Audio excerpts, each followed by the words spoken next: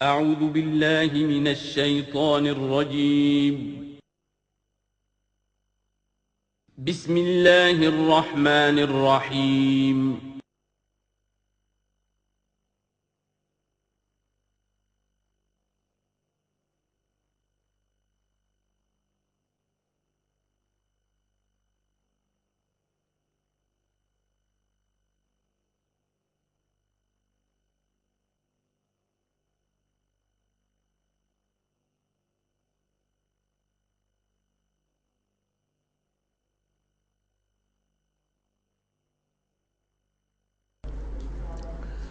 نحمده ونصلي على رسوله الكريم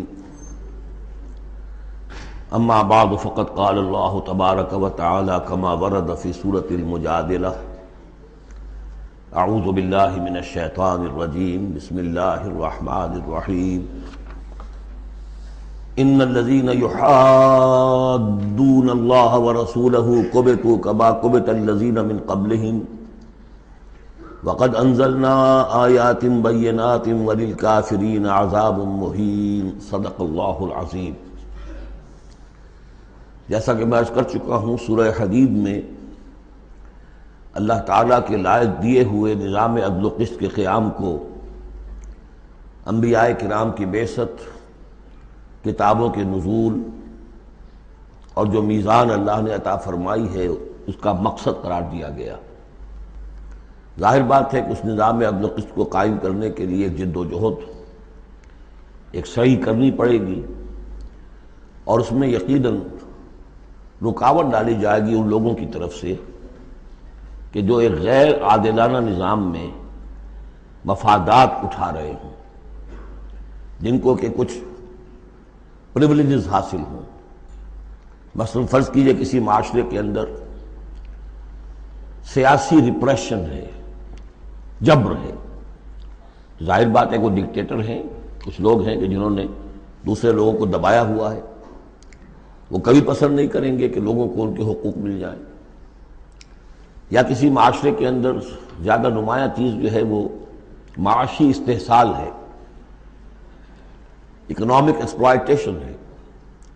نتیجہ کیا ہوگا کہ ایک طبقہ ہوگا غرباء کا، ہیو ناٹس کا، ایک ہوگا ہیوز کا۔ وہ ہیوز والے جو ہے کبھی نہیں چاہیں گے کہ نظام بدلے، وہ ریزسٹ کریں گے ٹوتھ اینڈ نیل۔ لہذا ایک کشاکش، ایک تصادم ناگزیر ہے۔ اس تصادم کے لیے دو گروہ نمایاں ہوتے چلے جائیں گے، ایک جو اللہ کے دین کے پر ایمان رکھنے والے اور جنہوں نے اپنی زندگیوں کو اس کام کے لیے وقف کر دیا ہو کہ اللہ کے دین کو نافذ کریں، دوسرے وہ کہ جو اس کی مخالفت کریں گے۔ اب ان دونوں کی کشاکش اور دونوں کے لیے علیحدہ علیحدہ عنوان ہیں جو تجویز کیے جا رہے ہیں سورہ مجادلہ میں۔ ارشاد ہوا ان الذین یحادون اللہ ورسولہ، یہ یحادون یہ بھی حدید سے ہی بنا ہے، محاددہ باب مفاعلہ، جیسے جوہد سے مجاہدہ تو محاددہ مقاتلہ باب مفاعلہ، یعنی سخت مخالفت، پوری طاقت کے ساتھ مخالفت۔ یقیناً وہ لوگ جو پوری قوت کے ساتھ مخالفت کرنے پر تل گئے ہیں اللہ کی اور اس کے رسول کی، اور ظاہر بات ہے کہ اللہ اور اس کے رسول سے مراد اللہ کا دین ہے۔ اللہ تعالیٰ کی ایک تکوینی حکومت تو پوری دنیا میں ویسے ہی قائم ہے، اللہ کی کوئی کیا مخالفت کرے گا؟ اللہ کے رسول صلی اللہ علیہ وسلم سے بھی ذاتی پرخاش کسی کو کچھ نہیں تھی، کوئی ذاتی چپکلش نہیں تھی، جیسا کہ سورہ انعام میں ہم نے پڑھا ہے وَلَٰكِنَّ الظَّالِمِينَ بِآيَاتِ اللَّهِ يَجْحَدُونَ، یہ تو اللہ کی آیات کا انکار کر رہے ہیں۔ اے نبی جنگ آپ سے نہیں ہے ان کی، وہ تو ہمارے دین سے ہے۔ تو یعنی وہ لوگ کہ جو پوری قوت کے ساتھ مقابلہ کر رہے ہیں، مخالفت کر رہے ہیں اللہ کی اور اس کے رسول کی، یعنی اس کے دین کی اور اس کے دین کے قیام کی۔ دین بھی اگر رکھا رہے کتابوں میں لکھا ہوا اور مزید پی ایچ ڈیز اس پہ آپ کرتے رہیے، کتابیں لکھتے رہیے، تو انہیں کوئی اعتراض نہیں، لیکن جب آپ یہ کہیں گے قائم کرنا ہے تو یہ ہے بات کہ جو بہرحال ٹھنڈے پیٹوں برداشت نہیں کی جا سکتی۔ ان الذین یحادون اللہ ورسولہ کبتوا کما کبت الذین من قبلہم، وہ خوار ہو گئے، تباہ ہو گئے جس طریقے سے کہ ان سے پہلے کے لوگ تباہ ہوئے تھے۔ یعنی یہ کہ جیسے قوم فرعون تباہ ہوئی، قوم نوح تباہ ہوئی، قوم ہود تباہ ہوئی، جس نے بھی مخالفت کی اللہ کی اور اس کے رسول کی، ان کا جو انجام ہوا وہ تمہیں معلوم ہے۔ وَقَدْ أَنزَلْنَا آیَاتٍ بَيِّنَاتٍ، اور ہم اتار چکے ہیں روشن آیات، یعنی مکی صورتوں میں یہ سارے واقعات آ چکے ہیں۔ بڑی بڑی قومیں جو تم سے کہیں بڑھ کر، اے قریش اور اے عرب کے مشرکوں، تم سے کہیں بڑھ کر زیادہ طاقتور تھے، ان کو ہم نے ہلاک کیا۔ وَلِلْكَافِرِينَ عَذَابٌ مُّهِينٌ، یہ تو دنیاوی عذاب تھا جو ان پر آیا، ابھی ان کے لیے عذاب مہین جو ہے، ذلت والا عذاب آخرت کے اندر ہے۔ یوم یبعثہم اللہ جمیعا فینبئہم بما عملوا، جس دن کہ اللہ تعالیٰ ان سب کو اٹھائے گا بعث بعد الموت، اور پھر انہیں جتلا دے گا جو انہوں نے عمل کیے تھے۔ احصاہ اللہ ونسوہ، اللہ نے تو ان کو محفوظ رکھا ہوا تھا، ان کا ریکارڈ تھا، ایک ایک عمل ان کا جو ہے وہاں پر موجود تھا۔ وَنَسُوا، وہ بھول بھی چکے تھے کہ انہوں نے کیا کیا زیادتیاں کی ہیں، کیا کیا حرام خوریاں کی ہیں، وہ تو بھول چکے تھے۔ وَاللَّهُ عَلَىٰ كُلِّ شَيْءٍ شَهِيدٌ، اور اللہ تعالیٰ تو ہر چیز پر گواہ ہے، خود نگران ہے۔ أَلَمْ تَرَ أَنَّ اللَّهَ يَعْلَمُ مَا فِي السَّمَاوَاتِ وَمَا فِي الْأَرْضِ، کیا تم نہیں دیکھتے کہ اللہ تعالیٰ تو جانتا ہے جو کچھ بھی ہے آسمانوں میں اور جو کچھ بھی ہے زمین میں۔ ما یکون من نجوا ثلاثۃ الا هو رابعہم، نہیں ہوتے کبھی بھی تین آدمی سرگوشیاں کرتے ہوئے مگر یہ کہ ان کا چوتھا اللہ ہوتا ہے۔ جماعتی زندگی میں ایک بڑا فتنہ پیدا ہو جاتا ہے کہ گروپ بندی ہو جائے، اور پھر وہ گروپس جو ہیں خفیہ جو ہے چیمیں گوئیاں شروع کر دیں۔ ایک جماعت ہے، اس جماعت میں ظاہر بات ہے اختلاف رائے بھی ہو سکتا ہے، لیکن اختلاف رائے کے لیے جو فورم ہے جہاں اختلاف رائے کا اظہار ہونا چاہیے وہاں اختلاف کیا جائے، اس کے قواعد و ضوابط کو ملحوظ رکھتے ہوئے۔ اس کی بجائے پرورٹڈ ذہنیت جو ہوتی ہے، تخریبی ذہنیت ہوتی ہے، وہ یہ ہے کہ اپنی ایک علیحدہ سی لابی بنا کر اور اپنے ہی مشورے کر رہے ہیں، گفتگویں کر رہے ہیں، تاکہ اپنے خیال میں تو اور پختہ سے پختہ ہوتے چلے جائیں۔ اگر عام ڈائیلاگ ہو تو اس میں تو پورا موقع ہوتا ہے کہ آج آپ کو کوئی خیال آیا ہے لیکن کل آپ کو اس کی غلطی آپ پر واضح ہو جائے، اور جو دوسرا خیال ہے آپ اس کے قائل ہو جائے کہ نہیں وہ بات واقعی میری سمجھ میں نہیں آئی تھی، اب سمجھ میں آ گئی ہے۔ لیکن اگر اس کی بجائے اوپن ڈائیلاگ کی بجائے اگر یہ خفیہ سرگوشیاں شروع ہو جائیں تو یہ گویا کہ پھر اس جماعت کے لیے یہ ایک بہت بڑا یوں سمجھیے کہ سم میں قاتل ہے، زہر ہے، مہلک زہر ہے، تو اس کا ذکر ہو رہا ہے۔ ما یکون من نجوا ثلاثۃ، جب کئی علیحدگی میں اور خفیہ مشورے کرتے ہیں تین افراد، الا هو رابعہم، اللہ تعالیٰ ان کے ساتھ موجود ہوتا ہے چوتھا۔ ولا خمسۃ الا هو سادسہم، نہیں ہوتے کوئی پانچ مگر یہ کہ ہوتا ہے اللہ چھٹا۔ ولا ادنی من ذلک، ادنا کیا ہوگا، دو ہوں گے ثلاثہ سے نیچے تو ان کے ساتھ تیسرا اللہ ہے۔ ولا اکثر، اس سے زائد ہوں تب بھی اگر وہ خفیہ میٹنگز ہو رہی ہیں اور خفیہ سرگوشیاں ہو رہی ہیں تو اللہ تو ان کے ساتھ ہے۔ ہوا معہم اینما کانوا، یہ وہی الفاظ آ گئے جو سورہ حدید میں بھی آئے تھے، ہوا معکم اینما کنتم، اللہ ہوا معہم اینما کانوا، وہ تو موجود ہوتا ہے ان کے ساتھ جہاں کہیں بھی ہوں۔ ثم بما عملوا، پھر ان کو بتا دے گا، جتلا دے گا جو کچھ کہ انہوں نے عمل کیا تھا قیامت کے دن۔ ان اللہ بکل شیء علیم، یقینا اللہ ہر چیز کا علم رکھتا ہے۔ الم تر الی الذین نہوا عن النجوی، کیا تم نے دیکھا نہیں کہ وہ لوگ کہ جنہیں منع کیا گیا تھا نجوا سے؟ یہ آیت جو ہے سورہ نساء میں آ چکی ہے، آیت نمبر 114، لا خیر فی کثیر من نجواہم۔ اب اس سے ثابت ہو گیا کہ یہ سورہ مجادلہ اس کے بعد نازل ہو رہی ہے، اس لیے کہ اس کے بارے میں اشارہ کیا جا رہا ہے کہ ان کو منع کیا گیا تھا نجوا سے۔ ثم یعودون لما نہوا عنہ، پھر بھی وہ اعادہ کر رہے ہیں، دوبارہ اسی شے کا ارتکاب کر رہے ہیں جس سے وہ روکے گئے تھے۔ یہ منافقین تھے کہ جو سرگوشیاں کرتے تھے، علیحدہ جا کر باتیں کرتے تھے، اسکیمیں بناتے تھے، کبھی وہ جن کے ساتھ ان کے دوستانہ تعلقات تھے یہود میں سے ان کے پاس جاتے تھے، کبھی آپس میں میٹنگیں کرتے تھے۔ وَيَتَنَاجَوْنَ بِالْإِثْمِ وَالْعُدْوَانِ وَمَعْصِيَتِ الرَّسُولِ، اور وہ جو سرگوشیاں کرتے ہیں وہ گناہ کے بعد کی کرتے ہیں، زیادتیوں کی کرتے ہیں، اور رسول کی معصیت، رسول کی نافرمانی۔ یہ سورہ نساء جب ہم پڑھ رہے تھے تو میں نے آپ سے عرض کیا تھا، یاد ہوگا کہ منافقین پر بہت شاخ گزرتا تھا کہ ہم رسول کی اطاعت کریں، ہم اللہ کو مانیں گے، اللہ کی کتاب میں جو بات آ جائے گی اس پہ عمل کریں گے، لیکن یہ کیا ضروری ہے، یہ تو ہماری طرح کے ایک انسان ہے۔ پھر ہم سورہ قتال میں دیکھ چکے ہیں کہ کہ انہوں نے از خود ایک مہم جوئی شروع کر دی ہے. کیا ضرورت تھی یہ چھیڑ چھاڑ کیوں کی قریش کے ساتھ؟ کیوں جنگوں کا سلسلہ شروع کیا جس کے لیے کہ یہ مصیبت جو ہے بڑھتی چلی گئی؟ لہذا ان کے اوپر جو شاخ گزر رہا تھا وہ تھا رسول کی اطاعت و معصیت الرسول، رسول کی نافرمانی. وَإِذَا جَاءُوكَ حَيَّوْكَ بِمَا لَمْ يُحَيِّكَ بِهِ اللَّهُ، اور جب وہ آپ کے پاس آتے ہیں تو آپ کو دعا وہ دیتے ہیں کہ جو اللہ نے آپ کو نہیں دی ہے. یہ ہم پڑھ چکے ہیں سورہ نساء ہی میں یہ مضمون آیا تھا. تحیہ، عربوں کے ہاں سب سے بڑی دعا یہ تھی کہ حیاک اللہ، حیاتی ہوئے، اللہ تعالیٰ تمہاری زندگی دراز کرے، طویل کرے، اچھی زندگی دے. تو اس طرح کی بات ہے. لیکن وہ جب آتے تھے اس کے بعد اسلام میں اب جو گریٹنگز ہیں وہ السلام علیکم، لیکن وہ جب آتے تھے تو السلام علیکم السلام علیکم، سام کے معنی موت ہے. اے نبی آپ پر موت پڑے، اے مسلمانوں تم پر موت پڑے.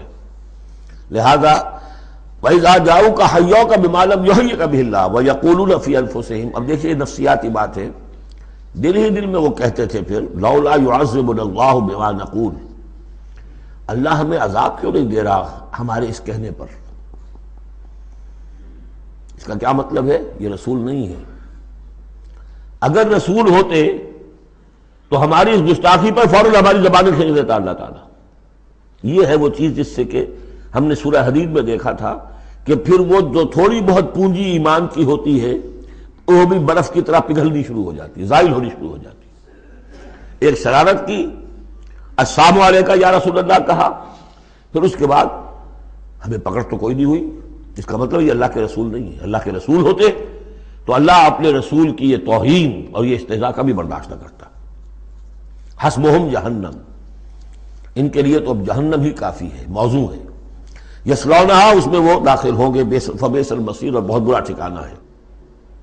یا ایھا الذین آمنوا اذا تناجیتم، اے اہل ایمان جب تمہیں کوئی سرگوشی کرنی ہو، علیحدہ جا کر بات کرنی ہو، فلا تتناجوا بالاسم والعدوان ومعصیۃ الرسول. تو دیکھو کسی گناہ کے کام کے لیے کوئی مشورہ ہو رہا ہے، اسکیم بن رہی ہے، کہیں کسی پر زیادتی کرنے کے لیے کوئی مشورہ کر رہا ہے خفیہ، یا رسول کی مخالفت، رسول کے احکام کی نافرمانی کی، یہ تمہاری سرگوشی کا موضوع نہیں ہونا چاہیے.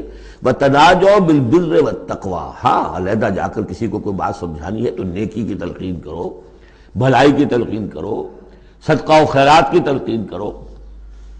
وَاتَّقُوا اللَّهَ الَّذِي إِلَيْهِ تُحْشَرُونَ، اور دیکھو اس اللہ سے ڈرتے رہو، اس کا تقویٰ اختیار کرو جس کی طرف کہ تمہیں لازماً جمع کیا جائے گا. اِنَّمَا النَّجْوَىٰ مِنَ الشَّيْطَانِ، یہ نجوہ جو ہے یہ شیطانی عمل ہے، یہ شیطان کا کام ہے، یہ اس کی تحریک پر اور اسی کی طرف سے اس کے لیے تمہیں موٹیویشن ملتی ہے. لِيَحْزُنَ الَّذِينَ آمَنُوا، تاکہ اہل ایمان جو ہیں وہ رنجیدہ ہوں. ایک تو یہ کہ یہ ساری ان کی اسکیمیں جو ہوتی تھی وہ اسی لیے ہوتی تھی مسلمانوں کو نقصان پہنچائیں. ظاہر بات ہے کو نقصان پہنچے گا وقتی اور عارضی طور پر، تو طبع بشری کی بنا پر کچھ نہ کچھ رنج اور افسوس تو ہوگا. اور ایک اس میں اور بات بھی نفسیاتی یہ ہے کہ فرض کیجئے کہ آپ نے دیکھا 3-4 آدمی ادھر خسر پسر کر رہے ہیں، تو خواہ خواہ آپ کو خیال ہوتا ہے کہ یہ میرے بارے میں کوئی بات کر رہے ہیں، اور اس سے کہ آپ کی طبیعت پر ایک الٹا اثر ہوتا ہے. کبھی کبھی خاص طور ایسا بھی ہوتا ہے کہ آپ کی طرف کسی نے دیکھ بھی لیا مسکرا کے، اور یہ در حقیقت انہیں ستانے کے لیے، چڑھانے کے لیے. لِيَحْزُنَ الَّذِينَ آمَنُوا، تاکہ اہل ایمان جو ہے وہ حزن سے دو چار ہوں، دلگیر ہوں، دل گرفتہ ہوں.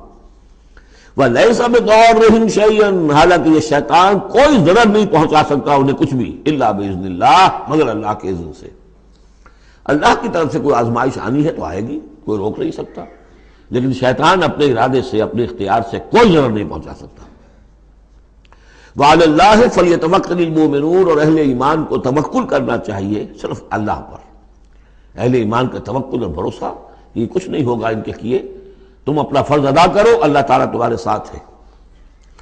یا ایھا الذین آمنوا اذا قیل لکم تفصحوا فی المجالس فافصحوا یفصح اللہ لکم. یہ بھی ان منافقین کا طرز عمل تھا کہ مجالس میں جب حضور کی عام مجلس ہے تو اس میں 3-4 آدمی ذرا قریب ہو کر ایک گچھا سا بن کر بیٹھے ہوئے ہیں، اور جو بات ہو رہی ہے حضور فرمائے ساتھ ساتھ وہ فقرے بھی چست کرتے جا رہے ہیں.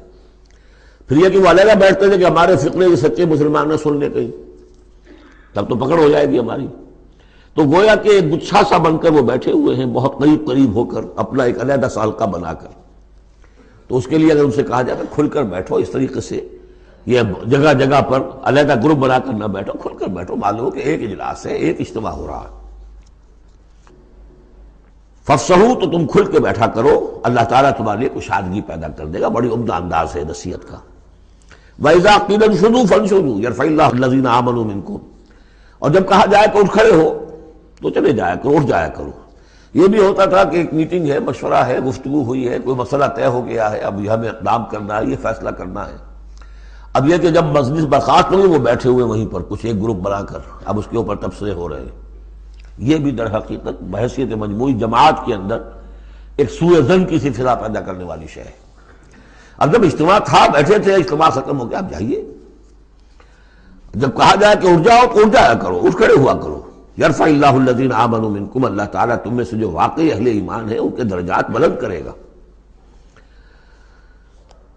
والذین اوتوا العلم درجات، اور جن کو اللہ تعالیٰ نے علم دیا ہے، حقیقی علم دیا ہے، ان کے درجات بلند کرے گا۔ واللہ بما تعملون خبیر، اور اللہ تعالیٰ جو کچھ تم کر رہے ہو اس سے باخبر ہے۔ یا ایھا الذین آمنوا اذا ناجیتم الرسول فقدموا بین یدی نجواکم صدقہ، اہل ایمان جب تم رسول سے کوئی تنہائی میں بات کرنا چاہو تو ذرا اپنی اس علیحدگی کی بات سے پہلے کچھ صدقہ دیا کرو۔ اب اس کا بھی پس منظر سمجھیے، یہ چیزیں سمجھ میں نہیں آ سکتی اگر جماعتی ایک شکل سامنے نہ ہو اور اس میں ایک جد و جہد کی شکل۔ ہوتا کیا ہے کہ کچھ لوگ وہ اپنی حضور سے قرب ظاہر کرنے کے لیے اور اپنی حیثیت کو علیحدہ ممیز کرنے کے لیے، حضور ذرا مجھے آپ سے علیحدگی میں بات کرنی ہے تاکہ لوگ دیکھ لیں یہ کوئی بڑا چودھری ہے، بڑا اہم آدمی ہے، یہ علیحدگی میں جا کے بات کر رہا ہے، تو بڑا یعنی یہ کہ حضور کو بھی اس پر اعتماد ہے، اور وہ اپنی ایک نمایاں حیثیت ظاہر کرنے کے لیے۔ اور جو ان میں منافق تھے، جو عبداللہ ابن ابی کے بارے میں میں آپ کو بتا چکا ہوں کہ جب حضور جمعے کا خطبہ دینے کھڑے ہوتے تھے تو پہلے صف میں ہوتا تھا، پہلے کھڑا ہو جاتا تھا خود، اور کہتے لوگوں دیکھو توجہ سے سنو، یہ اللہ کے رسول ہے، تاکہ اس کی اپنی حیثیت ایک ظاہر ہو جائے کہ وہ یہاں کا چودھری ہے۔ اور وہ تھا مدینے کا چودھری، اس لیے کہ خزرج کا سردار تھا، اور خزرج بڑا قبیلہ تھا، اور طے کر چکے تھے اہل مدینہ کہ اسے بادشاہ بنا لیں گے، اپنا نظام بنائیں گے، چونکہ بہت عرصہ ہو گیا تھا انہیں باہم لڑتے ہوئے اوس اور خزرج کو۔ اب وہ چاہ رہے تھے کوئی ایک نظام ہو جائے، ہمارا بھی ایک بادشاہ ہو کوئی، اور اس کے لیے تاج بن چکا تھا، بس تاج پوشی باقی تھی کہ حضور تشریف لے آئے جو بے تاج بادشاہ بن گئے۔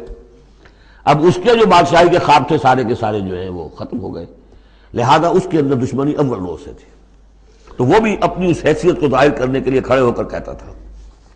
اسی طرح یہ کہ اذا ناجیتم الرسول، تو اب آپ نے چونکہ مال سے انہیں محبت بہت تھی، حضور نے کہا کہ پہلے کو صدقہ دے کر پھر ذرا آ کے حضور سے بات کیا کرو۔ ٹیکس لگا دیا اللہ تعالیٰ نے حضور سے علیحدہ گفتگو کا۔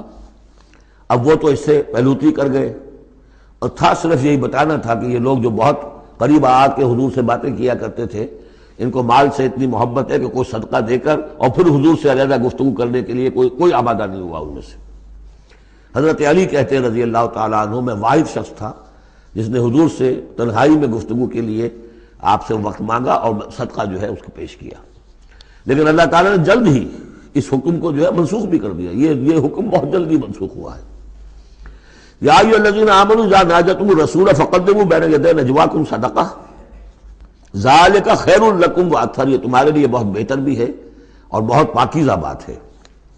فإن لم تجدوا فإن اللہ غفور رحیم، ہاں اگر تم غریب ہو، تمہیں نہیں تمہارے پاس کوئی شے ہے تو اللہ تعالیٰ غفور و رحیم ہے، یہ گنجائش لگتی تھی۔ لیکن ظاہر بات ہے منافقین تو غریب نہیں تھے، متمول لوگ تھے، مرفع الحال لوگ تھے۔ اس کے بعد فرمایا اشفقتم ان تقدموا بین یدی نجواکم صدقات، کیا تم ڈر گئے اس سے کہ رسول کے ساتھ اپنی تنہائی کی بات اور ملاقات سے پہلے کوئی صدقہ دو؟ فَإِذْ لَمْ تَفْعَلُوا وَتَابَ اللَّهُ عَلَيْكُمْ، تو جب تم نے یہ نہیں کیا تو اللہ تعالیٰ نے بھی تمہاری توبہ کو قبول کیا، تم پر نظر عنایت فرمائی۔ فَأَقِیمُوا الصَّلَاةَ وَآتُوا الزَّکَاةَ وَأَطِیعُوا اللَّهَ وَرَسُولَهُ، تو بس ٹھیک ہے نماز قائم رکھو، زکوٰۃ ادا کرو، اور اللہ اور اس کے رسول کی اطاعت کرتے رہو۔ واللہ خبیر بما تعملون، اور اللہ باخبر ہے اس سے کہ جو تم کر رہے ہو۔ تو یہ حکم آیا بہت عارضی طور پر اور بہت جلد ختم بھی کر دیا گیا، لیکن یہ کہ اس سے وہ لوگ نمایاں ہو گئے کہ جو پہلے بہت ہی بار بار آتے تھے اور علیحدہ سے مشورے کرتے تھے اور اپنی ایک حیثیت جو ہے اس کا اظہار اس طریقے سے کیا کرتے تھے، جب اس حکم کے بعد چند دن تک وہ نہیں آئے تو معلوم ہو گیا ہوگا، اور پھر ان کو بھی شرم آئی ہوگی کہ اب دوبارہ ہم وہ کام نہ کریں۔ الم تر الی الذین تولوا قوما غضب اللہ علیہم، کیا تم نے غور نہیں کیا کہ وہ لوگ کہ جنہوں نے دوستی گانٹھی ہے ان سے کہ جن پر اللہ کا غضب ہے۔ یہاں مراد کون ہے؟ یہودی کون ہے؟ مغضوب علیہم، جو لوگ ہیں مسلمانوں تم میں سے، چاہے اوس کے ہوں یا خزرج کے ہوں، جنہوں نے ان سے ابھی تک یارانے گانٹھے ہوئے ہیں، دوستیاں ہیں، حلیفی کے پرانے تعلقات کو ابھی تک نبھا رہے ہو۔ الم تر الی الذین تولوا قوما غضب اللہ علیہم ما هم منکم ولا منهم، وہ نہ تم میں سے ہے نہ ان میں سے ہے۔ یہ منافقین کا یہ رول، لا الہ ہؤلاء ولا الہ ہؤلاء مذبذبین بین ذلک، سورہ نساء میں ہم پڑھ چکے ہیں۔ وَيَحْلِفُونَ عَلَى الْكَذِبِ وَهُمْ يَعْلَمُونَ، اور وہ جانتے بوجھتے جھوٹے حلف اٹھاتے ہیں، قسمیں کھاتے ہیں، جھوٹی قسمیں کھاتے ہیں۔ أَعَدَّ اللَّهُ لَهُمْ عَذَابًا شَدِيدًا، اللہ تعالیٰ نے تیار کر رکھا ہے ان کے لیے ایک سخت عذاب۔ إِنَّهُمْ سَاءَ مَا كَانُوا يَعْمَلُونَ، یقیناً جو طرز عمل وہ اختیار کیے ہوئے ہیں وہ بہت ہی برا ہے۔ اتخذوا أيمانهم جنة، انہوں نے اپنی قسموں کو ڈھال بنا لیا ہے۔ جہاں کسی بات پر گرفت ہوئی، خدا کی قسم، اللہ گواہ ہے یہ معاملہ یوں نہیں تھا، یوں تھا۔ اب دوسرا شخص جو ہے شریف مسلمان ہے، وہ مروت میں آ کے اللہ کی قسم کھا رہا ہے تو کم سے کم چپ تو ہو جاتا تھا، اب میں کیا کروں؟ لہذا انہوں نے قسموں کو اپنی ڈھال بنا لیا۔ فصدوا عن سبیل اللہ، تو وہ رکتے بھی ہیں روکتے بھی ہیں اللہ کے راستے سے۔ فلہم عذاب مہین، تو ان کے لیے اہانت آمیز عذاب ہے۔ لن تغنی عنہم اموالہم ولا اولادہم من اللہ شیئا، ان کے کچھ کام نہیں آئیں گے، نہ ان کے اموال نہ ان کی اولادیں، اللہ کے مقابلے میں کچھ بھی۔ اولئک اصحاب النار، یہ حقیقتاً جہنمی ہیں، ہم فیہا خالدون، اور اس میں ہمیشہ ہمیشہ رہیں گے۔ ایک بظاہر کون ہے؟ بظاہر تو محمد کے ماننے والے ہیں صلی اللہ علیہ وسلم۔ منافق کون تھے؟ اسلام کا دم بھرتے تھے، کہتے تھے ہم مسلمان ہیں۔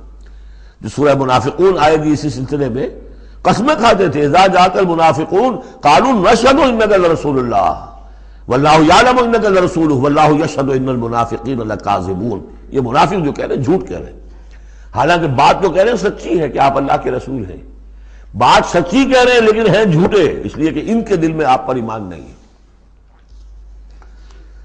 یوم یبعثہم اللہ جمیعا، جس دن کہ اللہ تعالیٰ ان سب کو اٹھائے گا، فَيَحْلِفُونَ لَهُ كَمَا يَحْلِفُونَ لَكُمْ، تو وہ اللہ کے سامنے بھی اسی طرح کی جھوٹی قسمیں کھائیں گے جیسے کہ آج تمہارے سامنے کھا رہے ہیں۔ یعنی یہ کہ ان کی عادت جھوٹی قسمیں کھانے کی اتنی پختہ ہو جائے گی کہ تمہارے سامنے جس طرح کی جھوٹی قسمیں کھاتے ہیں، ایسی جھوٹی قسمیں اللہ کے سامنے کھائیں گے، وہاں بھی جا کر یہ چوکنے والے نہیں ہیں۔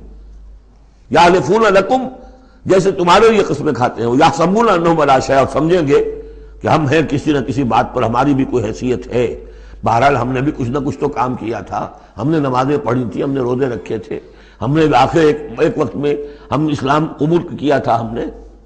وَيَحْسَبُونَ أَنَّهُمْ عَلَىٰ شَيْءٍ أَلَا إِنَّهُمْ هُمُ الْكَاذِبُونَ، آگاہ ہو جاؤ کہ وہ حقیقت میں جھوٹے ہیں۔ استحوذ علیہم الشیطان، شیطان نے ان کو اپنے قابو میں کر لیا ہے، شیطان نے قابو پا لیا ہے ان پر۔ فانساہم ذکر اللہ، اور انہیں غافل کر دیا ہے، بھلا دیا ہے انہیں اللہ کی یاد۔ اولئک حزب الشیطان، جان لو کہ یہ ہے شیطان کی پارٹی۔ یعنی شیطان کی پارٹی جو ہے، ایک تو وہ ہے کہ جو کھلم کھلا سامنے سے وار کرنے والے ہیں، مشرکین مکہ تھے، کھلم کھلا جو بھی کر رہے تھے حضور کے خلاف، کھلم کھلا اقدام تھا ان کا۔ انہوں نے اپنی گردنیں کٹوائیں اپنے باطل معبودوں کے لیے، اپنے دین کے لیے، اپنے جو بھی ان کے توہمات تھے ان کے لیے۔ ایک یہ تھے یہودی، اور تیسرے تھے جو مسلمانوں کے اندر یہ ففتھ کالمسٹ عنصر جو تھا، کہ جو منافقین پر مشتمل تھا۔ ان کا اور معاملہ کھل کر آئے گا مزید اگلی صورت میں، سورہ حشر میں۔ یہ وہ لوگ ہیں جو مسلمانوں کے اندر ہوتے ہوئے حزب الشیطان کے اصل میں رکن تھے۔ اولئک حزب الشیطان الا ان حزب الشیطان هم الخاسرون، آگاہ ہو جاؤ کہ یہ شیطان کی پارٹی والے جو ہیں حقیقت میں یہی ہوں گے خسارے میں، یہی رہیں گے گھاٹے میں، یہی ہوں گے تباہ و برباد۔ اب یہ سائملٹینیس کنٹراسٹ ہے، جب حزب الشیطان کی یہ کارروائیاں اور ان کے یہ مختلف علامتیں بیان کر دی گئیں تو حزب اللہ کا ذکر ہو رہا ہے۔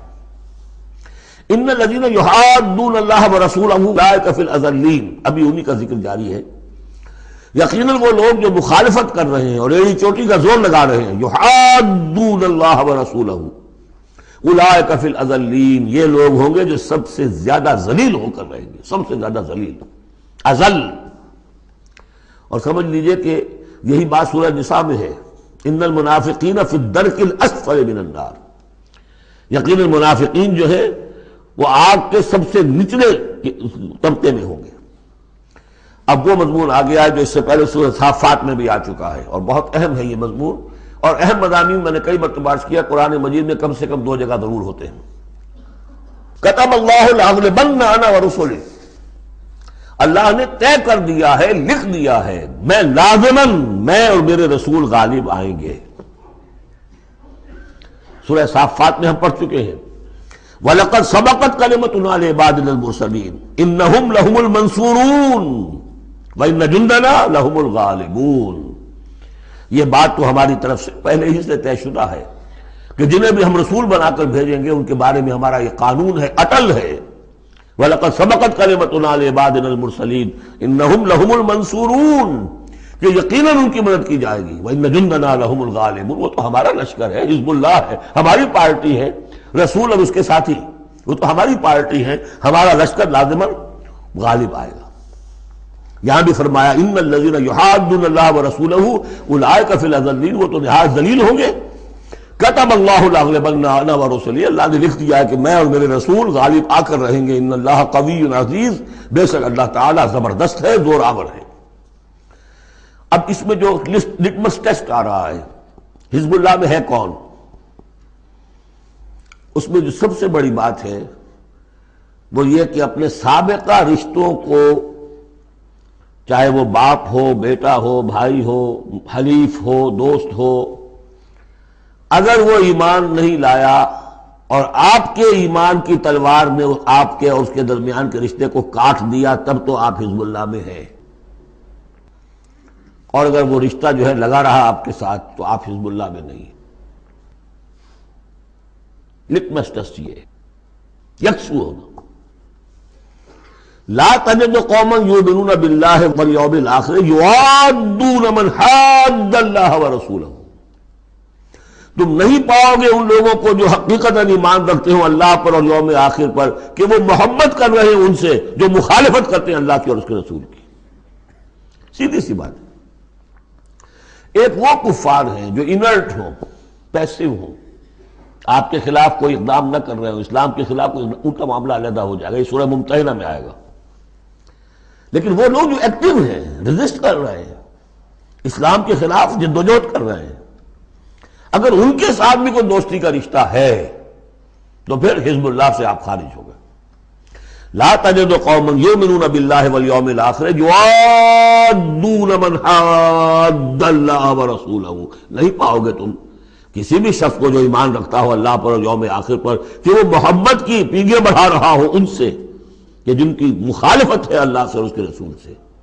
وَلَوْ كَانُوا آبَاءَهُمْ، خواہ وہ ان کے باپ ہوں، او ابناہم یا ان کے بیٹے ہوں، او اخوانہم یا ان کے بھائی ہوں، او عشیرتہم یا ان کے رشتہ دار ہوں۔ اب وہی نوٹ کر لیجیے آیت سورہ توبہ کی آیت نمبر 24، قل ان کان آباؤکم وابناؤکم واخوانکم وازواجکم وعشیرتکم واموال اقترفتموها وتجارۃ تخشون کسادها ومساکن ترضونها احب الیکم من اللہ ورسولہ وجہاد فی سبیلہ۔ اللہ کی محبت کے تو آپ بڑے دعوے کر سکتے ہیں، رسول کی محبت کے، رسول کے عشق کے بڑے بڑے دعوے آپ کر سکتے ہیں، لمبے لمبے جلوس نکال سکتے ہیں، بڑی بڑی محفل میعاد منعقد کر سکتے ہیں، نعتوں کے اندر زمین آسمان کے کلامیں ملا سکتے ہیں۔ اصل میں جو ٹیسٹ ہوگا کہ واقعتاً اللہ سے اور اس کے رسول سے محبت ہے یا نہیں ہے تو جہاد فی سبیلہ سے ہوگا، وہ تو ٹھوس ہے۔ تو اگر وہ 8 چیزوں کی محبت ان 3 چیزوں کی محبت سے بڑھ گئی فتربصوا، تو جاؤ انتظار کرو حتی یاتی اللہ بامرہ، یہاں تک کہ اللہ اپنا فیصلہ سنا دے۔ واللہ لا یہدی القوم الفاسقین، اللہ ایسے ناہنجاروں کو ہدایت نہیں دیتا۔ تقریباً اس کی ہم وزن آیت ہے یہ، لا تجد قوما یؤمنون باللہ والیوم الآخر یوادون من حاد اللہ ورسولہ ولو کانوا آباءہم او ابناءہم او اخوانہم او عشیرتہم۔ اولئک کتب فی قلوبہم الایمان وایدہم بروح منہ، یہ وہ لوگ ہیں جن کے دلوں میں اللہ نے ایمان لکھ دیا ہے۔ لکھ دینا کسی چیز کا پختہ کر دینا، طے کر دینا، لکھ دیا ہے، نقش فی الحجر، جیسے کہ پتھر میں لکیر ہو جائے، ایسا اللہ نے اس کو لکھ دیا ہے۔ وَأَيَّدَهُمْ بِرُوحٍ مِّنْهُ، اور پھر ان کی مدد کی ہے اللہ تعالیٰ نے اپنی طرف سے، اپنے غیب کے فیض سے، روح سے۔ اب یہ روح فرشتہ بھی ہو سکتا ہے، یا اللہ تعالیٰ کی طرف سے الہام بھی ہو سکتا ہے، تو جو بھی اللہ کی طرف سے جو غیر مرئی جو بھی مدد آتی ہے وہ سب روح ہے۔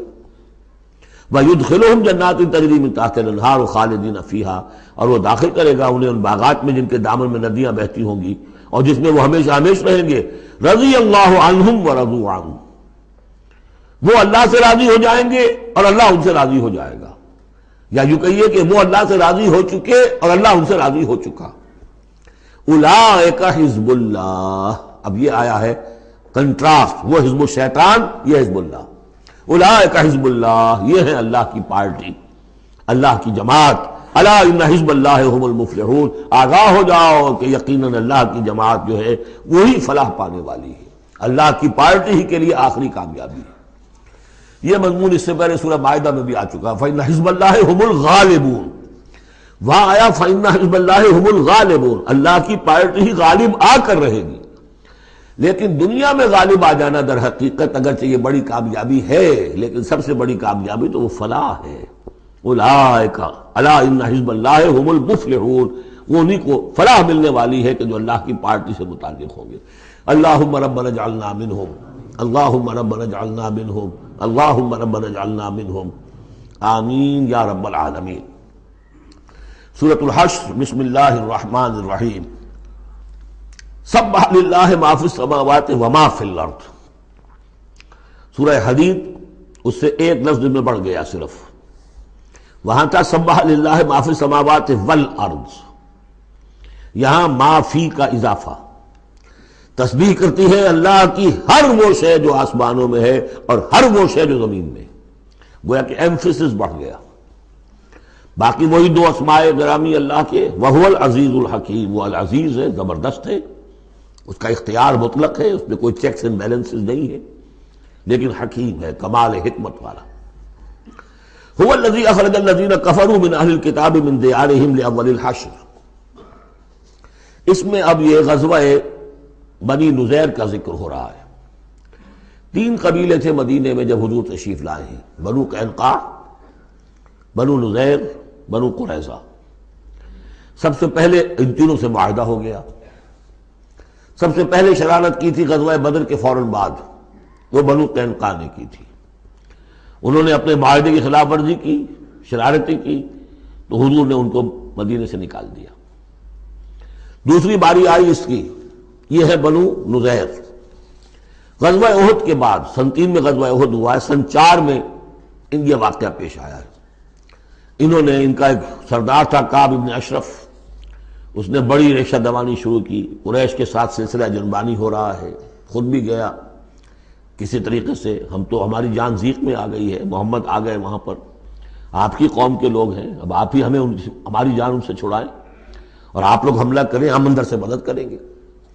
لہذا یہ ساری ریشہ دوانی ہو رہی تھی۔ ایک مرتبہ حضور کو بلایا، کچھ معاملات میں گفتگو کرنی ہے، جہاں بیٹھے ہوئے تھے کسی دیوار کی سائے میں نیچے، اس کے اوپر سے ایک بڑی چکی کا پارٹ جو ہے پھینکا تاکہ حضور کو ہلاک کر دے۔ تو یہ ساری ان کی طرف سے ریشہ دوانیاں ہو رہی تھیں۔ اس کے بعد بالآخر حضور نے فیصلہ کیا اور ان کے خلاف اقدام کیا۔ ربیع الاول سن 4 میں محاصرہ کر لیا ان کا، 6 دن یا یہ کہ مختلف تعداد آئی ہے دنوں کی، یہ محاصرہ جاری رہا۔ ان میں ہمت نہیں ہوئی کہ یہ مقابلہ کرتے، بالآخر انہوں نے سرنڈر کر دیا اور طے یہ پایا کہ انہیں جانے کی اجازت ہوگی اور جو سامان بھی یہ یہاں سے لے جا سکے۔ تو اب یہ ظاہر بات ہے کہ ان کے مکان تھے، وہ مکان بھی وہ گرا رہے تھے، کواڑ ہی لے جائیں، وہ جو اوپر کڑیاں لگی ہوئی ہیں وہی لے جائیں۔ تو یہ سب کے سب جو پورا قبیلہ ہے نکل گیا، جو سامان اٹھا کر لے جا سکتے تھے وہ لے گئے۔ وہ تیسرا معاملہ جو ہوا پھر وہ بنو قریظہ کا ہوا، وہ غزوہ احزاب کے بعد ہوا، وہ ہم پڑھ چکے ہیں سورہ احزاب کے اندر۔ اس طرح ایک ایک کر کے تینوں قبائل نے یہود کے وعدہ خلافی کی اور پھر وہ اپنے کیفر کردار کو پہنچے. یہ بنی نذیر کا معاملہ ہے. هو الذی اخرج الذین کفروا من اہل الکتاب من دیارہم، وہی ہے جس نے نکال باہر کیا ان کافروں کو جو اہل کتاب میں سے تھے ان کے گھروں سے لاول الحشر، پہلے جمع ہونے کے وقت. یعنی مسلمان بھی سمجھتے تھے کہ اتنی آسانی سے نہیں ہوگا معاملہ، جنگ ہوگی، یہ سامنے آئیں گے، میدان میں آئیں گے، جنگ ہوگی، خونریزی ہوگی. ان لوگوں کی بھی بڑی بڑکیں تھیں، پہلے تو بہت بڑکیں مارتے تھے کہ ہم یہ کر دیں گے، وہ کر دیں گے. مسلمانوں قریش سے تمہاری جنگ ہوئی ہے، اگر بھی ہم سے اگر مقابلہ پیش آیا تو تمہیں معلوم ہوگا جنگ کسے کہتے ہیں، وغیرہ وغیرہ. یہ سورہ بنی اسرائیل، سورہ آل عمران کے بالکل شروع میں اس کا تذکرہ ہے. لیکن یہ کہ اول الحشر، یا تو اس کا مطلب یہ ہے کہ پہلی ہی مرتبہ جمع ہوئے ہیں، مسلمانوں نے آ کے محاصرہ کیا اور یہ نکل آئے اور ہتھیار رکھ دیے، یا اس سے مراد یہ ہے کہ پہلی مرتبہ تو یہ یہاں سے اب نکالے جا رہے ہیں، پھر ایک وقت آئے گا کہ یہ خیبر سے بھی کھڑے جائیں گے. حضرت عمر کے زمانے میں تو جزیرہ نما عرب کو خالی کرا دیا گیا عیسائیوں سے اور یہودیوں سے. پھر ایک اور حشر ہونے والا ہے، وہ قیامت کا حشر ہے. تو اول الحشر یہ ہے جو ہوا ہے، ان کے ساتھ پیش آیا. ما ظننتم ان یخرجوا، مسلمانوں تمہارا بھی گمان یہ نہیں تھا کہ وہ نکل جائیں گے اتنی آسانی سے. وظنوا، اور ان کا بھی یہ یقین تھا، انہم مانعتہم حصونہم، کہ ان کے جو قلعے ہیں وہ انہیں بچا لیں گے، ان کی حفاظت کریں گے، من اللہ، اللہ سے. فَأَتَاهُمُ اللَّهُ مِنْ حَيْثُ لَمْ يَحْتَسِبُوا، تو اللہ نے تو ان پر حملہ کیا وہاں سے جہاں سے انہیں گمان ہی نہیں تھا، یعنی ان کے دلوں میں رعب ڈال دیا. باہر سے کچھ کرنے کی ضرورت نہیں اللہ کو، اللہ نے ان کے دلوں میں خوف پیدا کر دیا. وَقَذَفَ فِي قُلُوبِهِمُ الرُّعْبَ، ان کے دلوں میں اللہ تعالیٰ نے رعب جو ہے وہ ڈال دیا. یخربون بیوتہم، اب دیکھ لو وہ خود اپنے گھر جو ہیں ان کی تخریب کر رہے ہیں، توڑ رہے ہیں، کوئی کیواڑ نکالنے کو، کچھ کھڑکی نکالنے کو، کوئی چوکٹ نکالنے کو، کوئی اور اوپر کے جو ہے کڑیے اور شہتیر لے جانے کے لیے. یخربون بیوتہم بایدیہم، اپنے ہاتھوں سے بھی تخریب ہو رہی ہے، وایدی المومنین، اور اہل ایمان کے ہاتھوں سے بھی. فاعتبروا یا اولی الابصار، تو اے آنکھوں والو عبرت حاصل کرو. یہ گویا کہ سنایا جا رہا ہے بنو قریظہ کو بھی، جب تم رہ گئے ہو، ایک رہ گیا، عبرت حاصل کرو. وَلَوْلَا أَن كَتَبَ اللَّهُ عَلَيْهِمُ الْجَلَاءَ، اگر اللہ تعالیٰ نے پہلے سے یہ لکھ نہ دیا ہوتا کہ ان کو جلا وطن کیا جائے گا، لَعَذَّبَهُمْ فِي الدُّنْيَا، تو انہیں اور سخت عذاب دیتا دنیا کی زندگی میں. وَلَهُمْ فِي الْآخِرَةِ عَذَابُ النَّارِ، اور آخرت میں تو ان کے لیے آگ کا عذاب ہے ہی. ذَلِكَ بِأَنَّهُمْ شَاقُّوا اللَّهَ وَرَسُولَهُ، یہ اس لیے کہ انہوں نے اللہ اور اس کے رسول سے مخالفت کی، زدم زدہ کی. وَمَن يُشَاقِّ اللَّهَ فَإِنَّ اللَّهَ شَدِيدُ الْعِقَابِ، اور جو اللہ کے ساتھ، جو اس کے ساتھ زدم زدہ کرے، اللہ کے ساتھ اللہ کی مخالفت پر کمر کس لے، تو تم سن لو کہ اللہ تعالیٰ تو پھر سزا دینے میں بہت سخت ہے. مَا قَطَعْتُم مِّن لِینَةٍ أَوْ تَرَكْتُمُوهَا قَائِمَةً عَلَىٰ أُصُولِهَا، جو بھی تم نے لینا، یہ ایک خاص قسم کے کھجور کا درخت ہوتا تھا لینا، ان کے جو یہ گڑھیاں تھیں، ان کے جو مکان تھے، حویلیاں تھیں، ان کے چاروں طرف جو ہے کھجوروں کے اس طرح کی باڑ سی جیسے لگی ہوئی تھی، ایک طرح کی فصیل کھجوروں کا درخت گھنے. تو جب مسلمانوں نے محاصرہ کیا تو بعض جگہوں سے انہوں نے کھجور کے یہ درخت کاٹے، اس لیے کہ حملہ کرنے کے لیے پھر کھلی جگہ چاہیے تھی. تو انہوں نے پھر پروپیگنڈا بنایا، اسکینڈل بنا دیا، دیکھو یہ اللہ کے رسول بنے پھرتے ہیں اور یہ اہل ایمان، اور یہ درخت کاٹ رہے ہیں. تو یہاں اللہ تعالیٰ نے اہل ایمان کے اس اقدام کی طرف اس کا جواز عطا فرمایا ہے کہ یہ تم نے صحیح کیا تو غلط کام نہیں کیا. مَا قَطَعْتُم مِّن لِینَةٍ أَوْ تَرَكْتُمُوهَا، تم نے جو بھی وہ کھجور کے درخت کاٹے یا جو بھی تم نے چھوڑ دیے انہیں، قائمۃ علی اصولھا، جو اپنی جڑوں پر کھڑے ہوئے ہیں اب بھی، فبإذن اللہ، یہ سب اللہ کے اذن سے ہوا ہے. یعنی اللہ کے رسول صلی اللہ علیہ وسلم نے اگر نہیں روکا ہے تو ان کا نہ روکنا گویا کہ اللہ کی طرف سے اس کی ایک منظوری اور اس کی طرف سے اللہ تعالیٰ کی طرف سے امپلائڈ جو ہے اس کی سینکشن ہے. مَا قَطَعْتُم مِّن لِینَةٍ أَوْ تَرَكْتُمُوهَا قَائِمَةً عَلَىٰ أُصُولِهَا فَبِإِذْنِ اللَّهِ وَلِيُخْزِيَ الْفَاسِقِينَ، اور یہ اس لیے تھا تاکہ فاسقوں کو اللہ تعالیٰ رسوا کرے اور ذلیل و خوار کرے. اب اس سورہ مبارکہ کا یہ ایک اہم ترین مضمون آ رہا ہے اور وہ ہے فے کا مال. مال غنیمت جب جنگ ہو اور جنگ کے نتیجے میں جو بھی مال ملے وہ مال غنیمت ہے، اس کا حکم سورہ انفال میں آ چکا. خمس جو ہے 5واں حصہ اللہ اور اس کے رسول کے لیے اور رسول کے قرابت داروں کے لیے اور مسکینوں کے لیے اور وابن السبیل اور مسافر کے لیے 4 حصے تقسیم ہو جائیں گے مجاہدین کے مابین جنہوں نے جنگ میں حصہ لیا، اور ان میں سے جو سواری والے ہوں گے دوہرا حصہ، اور جو پیدل ہوں گے انہیں اکیلا۔ یہاں ذکر ہو رہا ہے کہ جنگ کی نوبت نہیں آئی، لہذا یہ مال فے ہے، یہ غنیمت نہیں ہے، یہ مال فے ہے، اور یہ کل کا کل اللہ اور اس کے رسول کا ہے۔ گویا کہ اس میں کسی کو بھی مسلمان کو کوئی حصہ نہیں ملے گا سوائے اس کے کہ جو اللہ کا رسول کسی کو فقیر کو غریب کو مسکین کو دینا چاہے، وہ الگ بات ہے۔ وما افاء اللہ علی رسولہ، اور جو مال کے ہاتھ لگا دیا ہے اللہ نے اپنے رسول کے، منہم ان سے یعنی بنو نذیر سے، فما اوجفتم علیہ من خیر ولا رکاب، تو دیکھو اے مسلمانوں تم نے ان پر نہیں دوڑائے نہ اپنے گھوڑے نہ اونٹ، ولیکن اللہ یسلط رسلہ علی من یشاء، یہ تو اللہ کی حکمت ہے، مشیت ہے، اس کی قدرت ہے، اللہ تعالیٰ مسلط کر دیتا ہے اپنے رسولوں کو جس پر چاہتا ہے۔ یہ خاص قدرت خدا بندی سے کہ اللہ نے ان کے دلوں میں رعب ڈال دیا، انہوں نے خود آ کے سرنڈر کر دیا، تو تمہیں تو جنگ کرنے کی نوبت پیش نہیں آئی، لہذا یہ مال غنیمت نہیں ہے۔ تو اللہ علی کل شیء قدیر، اللہ تعالیٰ ہر چیز پر قادر ہے۔ اب یہ حکم آ رہا ہے ما افاء اللہ علی رسولہ من اہل القری، جو مال بھی ہاتھ لگا دے اللہ اپنے رسول کے ان تمام بستی والوں سے، فللہ وللرسول ولذی القربى والیتامى والمساکین وابن السبیل، اس کا جو مصرف ہے وہ یہ کہ اللہ اور اس کا رسول، اس سے مراد ہے اسلامی ریاست، پھر رسول کے اپنے اخراجات، اپنی ازواج مطہرات کا دار نفقہ، اپنا جو ذمہ داریاں ہیں معاشرتی، پھر رسول کے قرابت دار، ظاہر بات ہے ذی القربیٰ جو ہے وہ عام آدمی کے بھی قرابت دار ہیں، ان کے ساتھ حسن سلوک ہوتا ہے، تو رسول کے بھی تو قرابت دار ہیں، اور رسول کا کوئی اور ذریعہ معاش تو ہے نہیں۔ والیتامى والمساکین وابن السبیل، باقی اس کے علاوہ جو بھی مستحق ہیں، فقراء ہیں، غریب ہیں اور ان کے لیے محتاج ہیں، کہ لا یکون دولۃ بین الاغنیاء منکم، اور یہ اہم ترین اسٹیٹمنٹ آف آبجیکٹیوز ہے۔ مقصد کیا ہے؟ کہ لا یکون، تاکہ ایسا نہ ہو کہ دولت تمہارے امیروں ہی کے مابین چکر لگاتی رہے۔ یعنی ظاہر بات ہے کہ اب جو لوگ بھی جو جنگ میں حصہ لیا ہے، جن کے پاس گھوڑے بھی تھے اور اونٹ بھی تھے، اب ان کو دگنے حصے مل جاتے سارے اس مال میں سے، تو گویا کہ جو لوگ پہلے ہی سے کچھ مرفع الحال ہیں، جن کے پاس پہلے ہی کچھ ہے، انہی کی طرف مال اور بڑھ رہا ہے، اور جو بیچارے غریب ہیں وہاں کے، وہ گویا کہ اس سے ان کی غربت کے ازالے کی کوئی شکل نہیں ہو پائے گی۔ تو اللہ تعالیٰ کے سامنے یہ ہے کہ دولت کی تقسیم ہو ایسی کہ اس کی سرکولیشن جو ہے معاشرے کے اندر، اس کی گردش دولت ایسی ہو کہ سب کو حصہ ملے اور سوسائٹی کے تمام طبقات جو ہے اس سے مستفید ہوں۔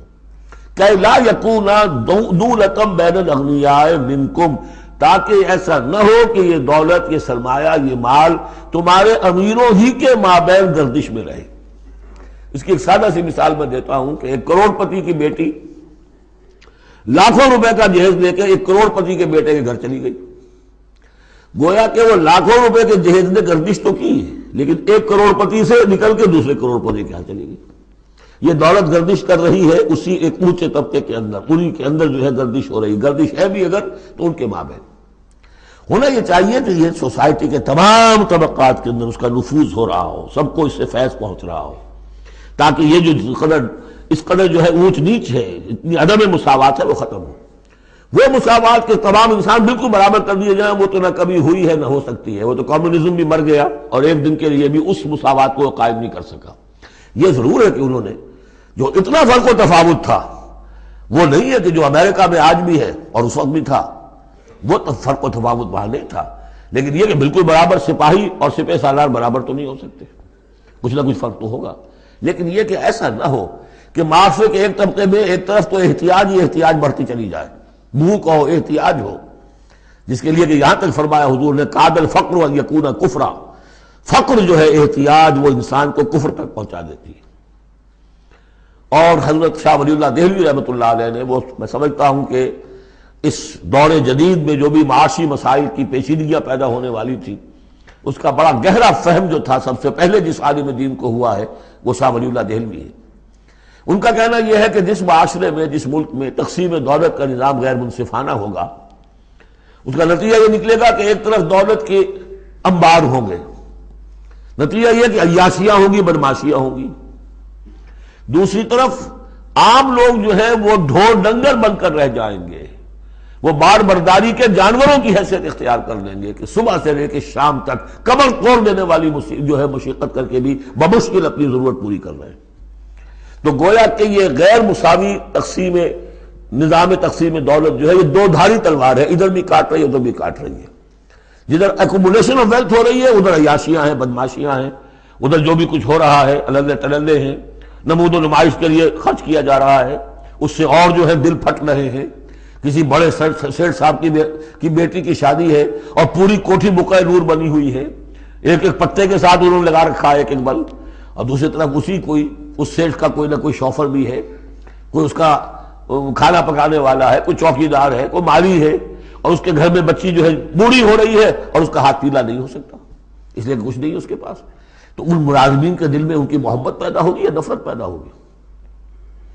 انما یرید الشیطان ان یوقع بینکم العداوۃ والبغضاء، شیطان تو چاہتا ہے تمہارے مابین دشمنی اور بغض کے جذبات پیدا کرے، اور وہ پیدا ہو رہے ہیں۔ دوسری طرف فقر ہے، کاد الفقر ویکون کفرا، تو اس میں یہ ہے کہ ضرورت ہے کہ لا یکون دولۃ بین الاغنیاء منکم، نظام ایسا ہونا چاہیے کہ منصفانہ عادلانہ تقسیم ہو دولت کی، اور اس طرح سے مستقل طبقات بن کر نہ رہ جائے۔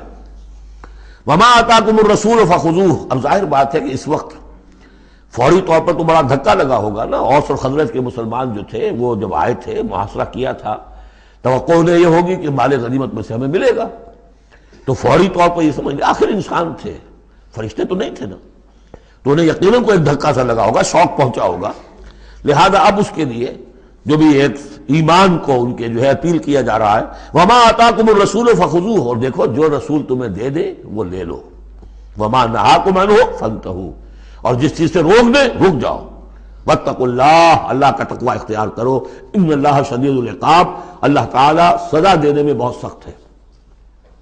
للفقراء، اب بیان ہوا کہ جب یہ بیت المال میں چلا جائے گا تو رسول نے تو اپنے اوپر فقر لازم کیا ہوا ہے، رسول نے تو اپنی بیویوں کے نفقہ بڑھانے کی بجائے ایلا کر لیا تھا، سورہ احزاب میں ہم سب پڑھ آئے ہیں۔ رسول یہ کس کو دے گا؟ للفقراء المہاجرین الذین اخرجوا من دیارہم، وہ مہاجر جو تندست ہیں، کہ جو نکال دیے گئے اپنے گھروں سے، اموالہم، اور اپنے اموال سے، انہیں سب کچھ چھوڑ کر آنا پڑا، یبتغون فضلا من اللہ ورضوانا، وہ تو اللہ کے فضل کے متلاشی ہیں، تلاش کر رہے ہیں، حاصل کرنا چاہتے ہیں اللہ کا فضل اور اس کی رضا، وینصرون اللہ ورسولہ، اور وہ اللہ اور اس کے رسول کی مدد کر رہے ہیں۔ وَلِيَعْلَمَ اللَّهُ مَن يَنصُرُهُ وَرُسُلَهُ بِالْغَیب، یہ ہم پڑھ چکے ہیں، اللہ دیکھنا چاہتا ہے کون ہے وہ جو اللہ کی مدد کرتے ہیں اور اللہ کے رسول کی مدد کرتے ہیں غیب میں ہونے کے باوجود۔ تو یہ لوگ جو ہیں جان ہتھیلیوں پر رکھ کر آ گئے، مکے کو انہوں نے چھوڑ دیا، اپنے گھر بار وہاں چھوڑے ہوئے ہیں، اپنے بال بچوں کو چھوڑا ہوا ہے، تو ان کے لیے کوئی چیز نہیں ہے، تو اب اس میں سے مال فے میں سے ان کا حصہ ہوگا۔ للفقراء المہاجرین الذین اخرجوا من دیارہم واموالہم ویبتغون فضلا من اللہ ورضوانا وینصرون اللہ ورسولہ اولئک هم الصادقون، یقیناً وہ لوگ سچے ہیں، انہوں نے اپنا سچا ہونا ثابت کر دیا، صادق الایمان ہونے کا ثبوت دے دیا۔ والذین تبوؤا الدار والایمان من قبلہم، اور جو لوگ گھروں میں آباد تھے اور جن کو پاس ایمان بھی تھا ان سے پہلے، یعنی ان کے آنے سے پہلے، یعنی انصار مدینے میں جو پہلے سے آباد تھے اور ان کے دلوں میں بھی ایمان پیدا ہو چکا تھا، وہ جب یہ مہاجرین آئے ہیں تو ان کا طرز عمل کیا تھا؟ جن کے دلوں میں ایمان تھا، یحبون من ہاجر الیہم، انہوں نے قطعاً گراں نہیں محسوس کیا کہ یہ ہجرت کر کے لوگ آ گئے ہیں، ہماری معیشت پر بوجھ بن جائیں گے، ہمارے لیے جو ہے یہ آبادی جو ہے اتنی بڑی اور بڑھ رہی ہے، ان کے پاس کوئی دولت نہیں ہے، سرمایہ نہیں ہے، کوئی انویسٹمنٹ نہیں کر سکتے، تو بجائے اس کے کہ وہ یہ محسوس کریں کہ ہمارے اوپر تو یہ بہت بڑا بوجھ آ گیا، یحبون من ہاجر الیہم، وہ تو محبت کرتے ہیں ان سے جنہوں نے ہجرت کی ہے، ان کی طرف آئے ہیں ان کے ہاں، ولا یجدون فی صدورہم حاجۃ مما اوتوا، اور وہ نہیں پاتے اپنے سینوں کے اندر کوئی بھی حاجت، کوئی تنگی اس چیز پر کہ جو انہیں دی جا رہی ہے، کہ انہیں کیوں دیا جا رہا ہے، نہیں ہوگا، اس لیے کہ ان کے دلوں میں ایمان ہے، اللہ تعالیٰ نے ان کو ایمان کی دولت سے بہرہور کیا ہے۔ یہ جیسا کہ میں نے عرض کیا کہ انصار میں سے جن حضرات کو توقع تھی کہ اب یہ سارا مال و اسباب جو چھوڑ کر گئے ہیں بنو نذیر، اس میں سے ہمیں بھی حصہ ملے گا، اور جب یہ طے ہو گیا کہ یہ سارا مال فے ہے، یہ مال غنیمت ہے ہی نہیں، تو آخر فوری طور پر تو ایک دھکا سا لگا ہوگا۔ یہ ساری آیات در حقیقت ان کی تشفی کے لیے، تسکین کے لیے، ان کے جذبہ ایمان کو اپیل کرتے ہوئے اللہ اور اس کے رسول کے حوالے سے بات کی جا رہی ہے، اور جو بھی ان کے اندر ایمان تھا در حقیقت اس کا اعتراف کرتے ہوئے کہ والذین تبوؤا الدار والایمان من قبلہم یحبون من ہاجر الیہم، وہ تو محبت کرتے ہیں ان لوگوں سے جو ہجرت کر کے ان کے ہاں آ گئے ہیں، ولا یجدون فی صدورہم حاجۃ مما اوتوا، اور انہیں ہرگز کوئی تنگی محسوس نہیں ہوتی اس معاملے پر کہ جو انہیں دیا جا رہا ہے مہاجرین کو، وَيُؤْثِرُونَ عَلَىٰ أَنفُسِهِمْ وَلَوْ كَانَ بِهِمْ خَصَاصَةٌ، اور وہ تو اپنے اوپر ترجیح دیتے ہیں دوسروں کو خواہ ان کے اپنے اوپر تنگی ہو۔ یعنی انصار بھی سب کے سب جو ہے وہ دولت مند تو نہیں تھے، ان میں بھی غریب بھی تھے، لیکن یہ کہ چاہے وہ خود تنگدست ہو، لیکن یہ کہ وہ دوسروں کو ترجیح دیتے ہیں، انہوں نے اپنے مہاجر بھائیوں کے لیے ایثار کیا ہے، قربانی کی ہے۔ ایثار جو ہے اس کے معنی ہوتی ہے ترجیح کرنا، کسی کو مقدم رکھنا۔ یوسرون علی انفسہم ولو کان بہم خصاصہ، اپنے اوپر ان کو ترجیح دے رہے ہیں اگرچہ ان کے اپنے ہاں بھی تنگ دستی ہے، خواہ ہو ان کے ہاں تنگ دستی۔ ومن یوق شح نفسہ فاولئک هم المفلحون، اور یقیناً جو کوئی بھی بچا لیا گیا اپنے جی کے لالچ سے وہ وہی ہے کہ جو فلاح پانے والے ہیں۔ یہ ترغیب و تشویق ہے انصار کے لیے کہ جن کو گویا کہ اس مال فے سے، ان آیات کی روح سے بالکل محروم قرار دے دیا گیا، الا یہ کہ ان کے ہاں جو یتامہ ہو، مساکین ہو، ان کے لیے تو ظاہر بات ہے کہ وہ حصہ موجود ہے۔ اب جو آیت آ رہی ہے اس حصے کی، وہ یہ ہے، بہت عظیم آیت اس پہلو سے ہے کہ اسی سے استدلال کیا حضرت عمر نے رضی اللہ تعالیٰ عنہ ہماری تاریخ کے ایک بہت اہم موقع پر، جبکہ خاصا اختلاف بھی اس میں پیدا ہو گیا تھا۔ پہلے وہ موقع سمجھ لیجئے، جب حضرت عمر کے دور خلافت میں عراق فتح ہو گیا، شام فتح ہو گیا، ایران فتح ہو گیا، مصر فتح ہو گیا، تو ایک فرٹائل کریسنٹ کہلاتا ہے مڈل ایسٹ کا، بہت زرخیز علاقہ، درمیان میں تو اگرچہ عراق کے اور شام کے ایک بڑا صحرا ہے، لیکن ایک کریسنٹ پاتا ہے، یوں بہت فرٹائل ایریا۔ اب یہ جو مجاہدین تھے، صحابہ کرام کتنے تھے؟ چند ہزار۔ ان کی طرف سے مطالبہ ہوا کہ یہ ساری زمینیں یہ مال غنیمت ہے، 1/5 رکھیے بیت المال کے لیے، 4/5 ہمارے اندر تقسیم کر دی۔ اگر ایسا ہو جاتا تو تاریخ انسانی کی عظیم ترین جاگیرداری پیدا ہو جاتی، پورا ملک تقسیم ہو جاتا چند ہزار صحابہ کے اندر۔ اس سے بھی آگے بڑھ کر اس میں امپلائڈ یہ بھی تھا کہ ان ملکوں کی تمام آبادی ہماری غلام ہے، تقسیم کر دیجئے انہیں۔ مال غنیمت میں جو غلام آتے تھے وہ تقسیم ہوتے تھے کہ نہیں؟ لونڈیاں آتی تھی تو تقسیم ہوتی تھی کہ نہیں؟ یہ اتنا بڑا مسئلہ تھا، حضرت عمر رضی اللہ تعالیٰ عنہ نے اس پر غور کیا، اور ان کی رائے یہ ہوئی کہ یہ جو مال ہے یہ مال فے شمار ہوگا، مال غنیمت نہیں۔ مال غنیمت صرف وہ ہوگا جو کسی جنگ میں مارکے کے عین مقام پر جو چیز ملے گی، جو تلواریں دشمن کے ہاتھ سے آپ کے ہاتھ لگ گئیں، زرہیں ہیں اور سامان ہے، یا بھیڑیں بکریاں ہیں، ان کے بھی تو راشن ساتھ ہوتے تھے کہ نہیں، گھوڑے ہیں، اونٹ ہیں، یا وہاں جو پی او ڈبلیوز ہوں گے جو وہاں گرفتار ہوں گے، جو لڑنے والے، یا عورتیں اگر وہاں ساتھ ہوں گی وہ کنیزیں بنائی جائیں گی، تو جو محاذ جنگ پر جو مال آئے گا وہ تو غنیمت ہے۔ لیکن پورا ملک، اب جنگ تو ایک ہوئی ہے، نہاوند کی جنگ ہوئی ہے یا فلاں کسی اور کی جنگ ہوئی ہے، تو اس کے نتیجے میں تم پورا کا پورا ملک جو ہے کسی کے قبضے میں آ گیا۔ ساری حکومت جو تھی ابراہیم لودھی کی، پانی پت کی جنگ کے اندر وہ ہارا، اور ساری حکومت جو ہے وہ اب بابر کی ہو گئی۔ تو اگر اس طرح کا کوئی معاملہ اس وقت سمجھا جاتا تو اب سارے کے سارے لوگ غلام اور ان کی عورتیں کنیزیں، جو چاہیں کریں۔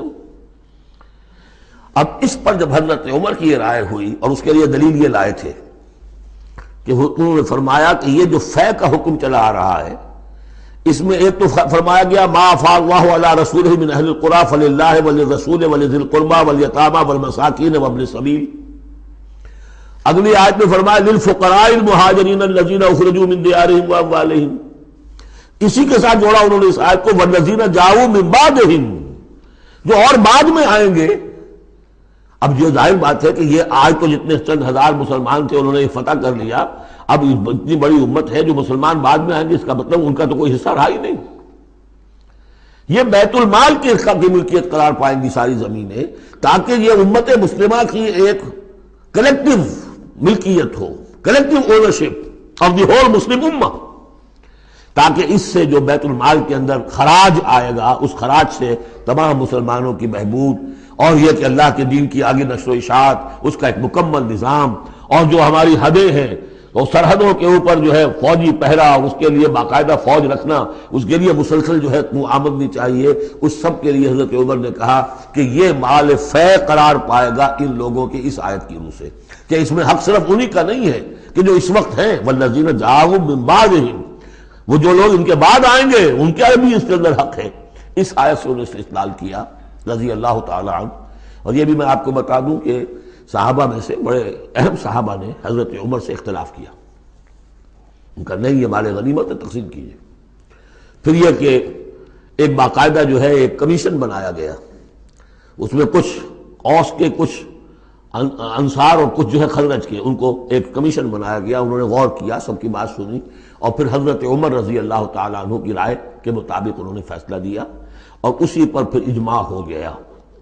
اور اس سے اب مسلمان ممالک کے اندر جو اراضی ہیں ان کی دو مستقل قسمیں بن گئی ہیں، ایک اراضی عشری، ایک اراضی خراجی۔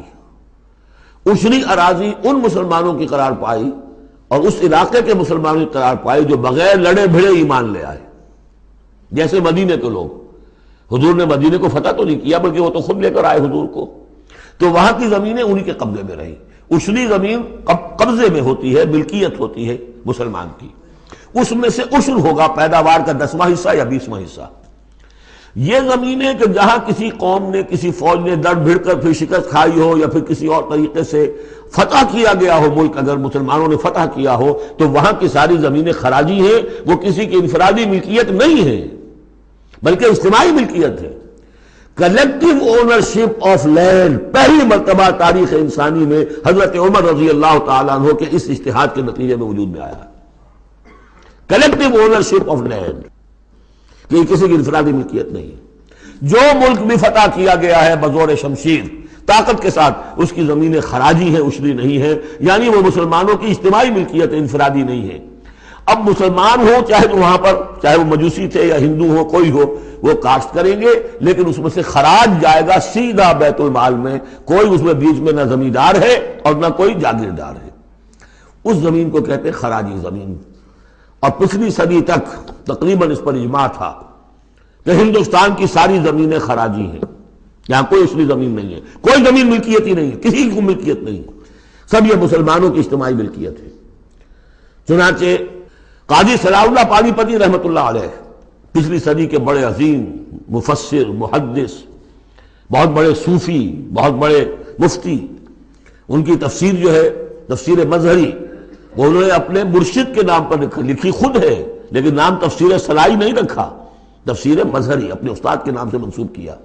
تو اس تفسیر کے لکھنے والے شخص نے جو رسالہ لکھا ہے مالا بدھ منہ، وہ فقہ کا ایک بہت ہی ابتدائی سا رسالہ ہے، اور ہمارے سارے عربی مدارس میں وہ پڑھایا جاتا ہے۔ وہ فقہ کی تعلیم جو ہر مسلمان کو معلوم ہونی چاہیے، مالا بدھ منہ، اس میں صاف لکھا ہے ہندوستان میں کوئی زمین عشری ہے ہی نہیں، لہذا میں عشر کے مسائل اس میں لکھتا ہی نہیں۔ خام خواہ طلبہ کے دلوں پر بوجھ پڑے، کیا ضرورت ہے، جبکہ یہاں اس کی اپلیکیشن ہی نہیں ہے۔ ہندوستان میں کوئی زمین جو ہے عشری نہیں، سب خراجی ہے۔ خراجی ہے تو اس کا نتیجہ کیا نکلتا ہے کہ بالکل نیا بندوبست اراضی ہو سکتا ہے، ان جاگیرداروں سے زمین واپس لی جا سکتی، ملکیت ہی نہیں ہے ان کی۔ یہ تو یہ کہ کبھی کسی شہنشاہ نے دے دی یا انگریزوں نے دے دی، کسی اور نے دے دی، ان کی ملکیت نہیں ہے، یہ ہے خراجی زمینیں، خراجی رہیں گی۔ یہ بہت اہم مسئلہ ہے اور اس کا تعلق اس آیت سے ہے۔ والذین جاءوا من بعدهم یقولون ربنا اغفر لنا ولاخواننا الذین سبقونا بالایمان، وہ یہ کہتے ہیں پروردگار ہمیں بھی بخش دے اور ہمارے ان بھائیوں کو بھی بخش دے جو ایمان میں ہم سے سبقت لے گئے، ہم سے پہلے تھے۔ ولا تجعل فی قلوبنا، اور ہمارے دلوں میں مت پیدا کر غلا، کوئی بھی کدورت، کوئی بھی بیر، للذین آمنوا، ان لوگوں کے لیے جو صاحب ایمان ہو۔ ربنا انک رؤوف الرحیم، پروردگار تو رؤوف ہے اور رحیم ہے۔ بارک اللہ لی ولکم فی القرآن العظیم ونفعنی وإیاکم بالآیات والذکر الحکیم۔